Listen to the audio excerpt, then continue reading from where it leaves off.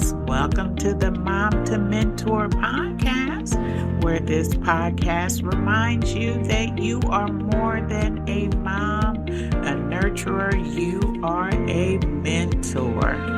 Hey, I'm going to get right into it today of our topic, which is don't kill the dream. Every child carries a dream. And some of those dreams never make it past our living rooms and our ears, for that matter. Not because they weren't possible, but because someone they love told them it couldn't be done. And who was that? Yeah, that's us, Mom. Yeah. And I'm going to get into some real life examples in a few minutes of how we kill dreams, unfortunately. Let's talk about breaking that cycle because it started with me and my mom unknowingly. Now, I'm not here to bash or anything like that, but that's how it started. And I didn't think I purposely carried it over. However, it did. It got introduced into my sons and daughters' lives and their purposes and things that they wanted to do.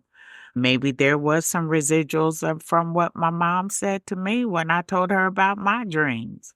So as parents, we don't just raise children, we shape futures.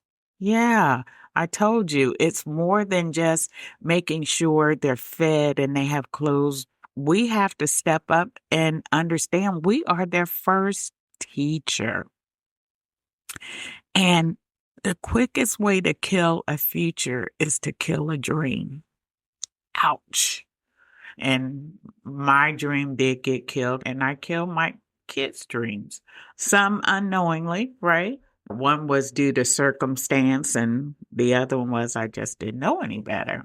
I'll get into that in a minute. So, what's the definition of a dream? A dream for a child is the picture they see in their mind of who they can become and what they want to do in the future. It's their imagination reaching forward, shaped by curiosity, hope, and the belief that anything is possible.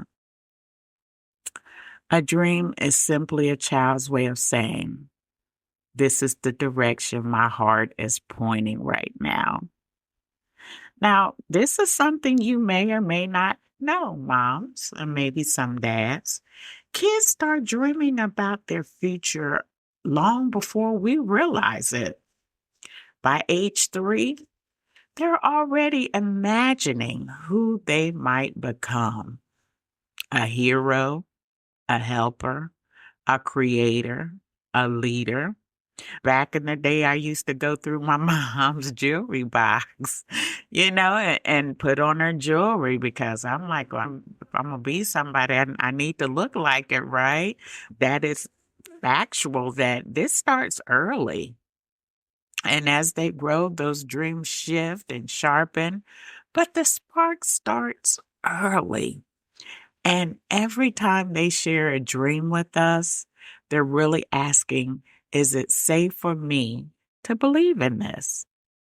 Yeah, and our answers matter. Because here's the truth. A child who feels hurt becomes an adult who believes they can. When we listen to their dreams, we're not just supporting a career idea, we're shaping their confidence, their identity, and their belief that their voice matters. And that is the foundation of everything that we will ever become. Why does this topic matter? What does this have to do with mentoring, right?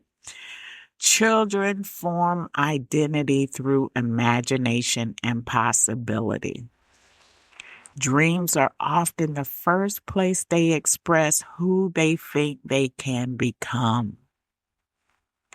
Parents, moms, me, words shape confidence more than talent does. A child who feels heard becomes an adult who believes they can. So again, that's why this topic is so important, because Dreams brings out their creativity of this is where I want to go in life. And I think I can achieve it. I told you I was going to provide you with some real life examples. As I was growing up, I was extremely fascinated, and I still am, when it comes to weather. Yes, it's something about it that I'm like, wow, look at that tornado or what that tornado did, or hurricane season, and I'm watching it and like, wow, look at all that flooding, what it was like before the hurricane came through and brought all that water and wind and how it just demolished towns. And then about 10 years ago, I live in the Midwest, but the hurricane that came through the Gulf, it ended up here in the Midwest. And as a result of that, the winds and everything, the rain, we had power outages for days. And I was like, wow, how interesting that this storm developed off of the coast of Africa and made its way to the Midwest. It didn't stop down south. And that's fascinating to me to understand how these storms are formed and the impact that they have. You know, like tornadoes, there's the Fujita scale, ranked from 1 to 5, and the wind strength, just like with hurricanes. You know, if it's a Cat 5, then you're pretty much looking at total towns wiped out. So you see how I'm able to fluently recite this stuff? Because I studied it. It wasn't a hardship for me to study it. So when I told my mom, and I don't know, maybe I was 10, 11, I don't know. And at that time, it was just really about tornadoes. I was just fascinated with that. And I told her, I was like, Mom, I want to study about the weather. I want to learn more about tornadoes. And again, this is not to bash my mom, but to give you real life examples of the impact that it had on me based on her response. And she said, You don't want to do that. That's dangerous. And I'm like, Oh, wow. Okay. Now, on the news, what do you see? They have meteorologists all the time that's giving us details about the weather and storms and all of that stuff. But yet they're alive. I've never heard of one, but that's another story for another time. But that's what she told me. She said, You don't want to do that. It's dangerous. And I'm like, Wow, okay. Back to the drawing board, maybe? So confusion set in because she dismissed it. Yes, my feelings were hurt, and I was dealing with all kinds of emotions as a result of her saying, You don't want to do that.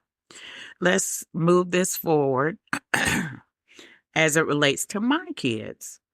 Now, my daughter came to me and she says, Mom, I want to join the Navy. And I said, No. And the reason I said no is because I've just heard horror stories about women in the Navy. And so that's why. But here's the thing. My mom, when she said no, she did, come back and say why she said no, which it was dangerous. Now, my issue was when I told my daughter no about joining the Navy, I didn't follow up with the reason. I just said, nah, you don't want to do that. When I should have said, I've heard some things that I'm concerned with, or let's talk through it, let's investigate. There's always going to be a lot of noise about different things, right? I should have just said, let's talk about it, let's investigate it. And why do you want to join the Navy? I didn't even ask her. And even my mom, she didn't ask me, why do you want to study weather? Because I would have told her I'm fascinated about it. It's interesting how it forms and the impact that it has. But she never asked me why. She just said, nope, it's too dangerous. With my daughter, nope, not a good idea. Now, my son, he never came to me with a real passion of what he wanted to do. But in his situation, I was very supportive, but my circumstances didn't allow me to let him pursue his dream. And he wanted to join the band. Part of joining the band, you had to purchase your own instrument. Well, as a single mom, and back then, I'm just trying to make sure I keep a roof over our heads, I keep food in us, and making sure all basics are taken care of. It was one of the horns he wanted to play. I went and applied to see if I could do this on credit. Oops. Well, needless to say, I couldn't get credit. And as a result of not getting credit, I couldn't get him the instrument. And I was very supportive of him being in the band. So another dream killed because not that I didn't want him to, because circumstances didn't allow it. Yeah. Now, did I sit down and talk to my son about it? Yes and no. As I said, unfortunately, you need the instrument and I need to buy it and I don't have the money for it. And I don't know how to get it. I wasn't getting child support or any other type of support. So we just couldn't do it at that time. And then later on, after I had told a few people about it, they was like, did you ever consider a pawn shop? I guess I could have bought him a mouthpiece, but I wasn't thinking like that. He knew the reason why he couldn't join the band. So, ladies, again, some of the dream killing we do is on purpose, and some of it isn't. But the key is we have to, number one, listen. Number two, explain why. Hopefully, you will sit down, have a conversation with your child or your children about their dream and how can you assist in making that happen? Because most things that they're trying to do, like for me, to become a meteorologist, that's a long way off. And I think I was just 10 when I talked to my mom about it, right? We still got time. But either way, we have to learn to talk with our children. Why parents sometimes kill dreams without meaning to. We don't mean to sabotage our children when we impose our dreams onto their lives. Yeah, sometimes we do that. Most parents don't do it on purpose. We do it out of love, out of fear, out of wanting them to have a better life than we did. But when we push our dreams onto them, even with good intentions, we send a silent message. Who you are isn't enough.